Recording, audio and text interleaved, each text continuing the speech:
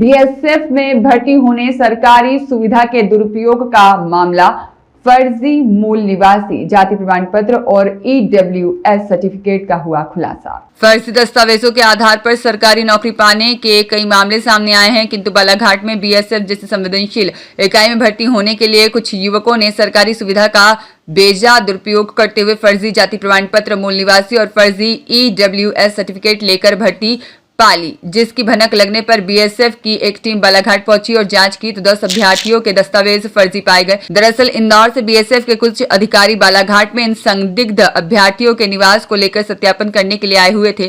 BSF की team उक्त अभ्यर्थियों द्वारा अपने आवेदन में जो बालाघाट जिले के जिन स्थानों का मूल निवासी प्रमाण पत्र चस्पा किया गया था, उन पतों पर पहुंचे तो पता चला कि इन नाम का कोई व्यक्ति यहाँ नहीं रहता और ऐसे 10 अभ्यर्थियों के दस्तावेज फर्जी पाए गए। चूंकि बालाघाट नक्सल प्रभावित जिला रहा है और ऐसे में केंद्रीय सुरक्षा बल या सीमा सुरक्षा बल या अन्य केंद्रीय बल में आरक्षक की भर्ती के लिए बालाघाट जिले के निवासियों के लिए विशेष छूट का प्रावधान रखा गया है।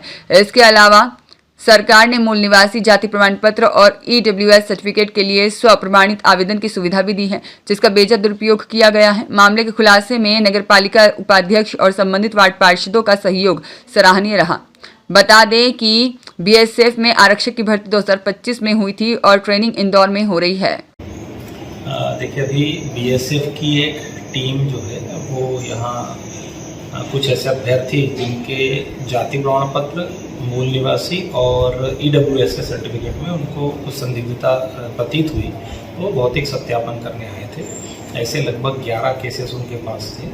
11 केसेस में उन्होंने यहाँ वेरीफाई किया, जिसमें 6 बालाघाट के, 3 किरनापुर के थे, एक कटंगी और एक वारासिनी लालबाग का था। उसमें से शायद एक ही उनका केस पॉजिटिव मिला, बाकी सभी जो 10 केस हैं वो सभी निगेटिव मिले, मतलब वो फर्जी और संदिग्ध ही रहे हैं।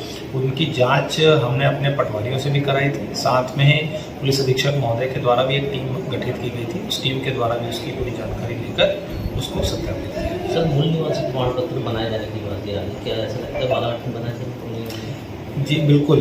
देखिए, ऐसा है कि शासन के जो निर्देश 2011 के बाद हैं, उसमें केवल घोषणा पत्र के आधार पर ही स्थानीय निवासी प्रमाण पत्र बन जाता है। तो जिन लोगों ने ये प्राप्त किया है, उन्होंने एक फॉल्स घोषणा पत्र सबमिट करके ये प्रमाण पत्र लिए हैं। उस घोषणा पत्र में ही लिखा रहता है कि अगर कोई जानकारी गलत पाई जाती है तो वो स्वयं आवेदक उसका जिम्मेदार होगा।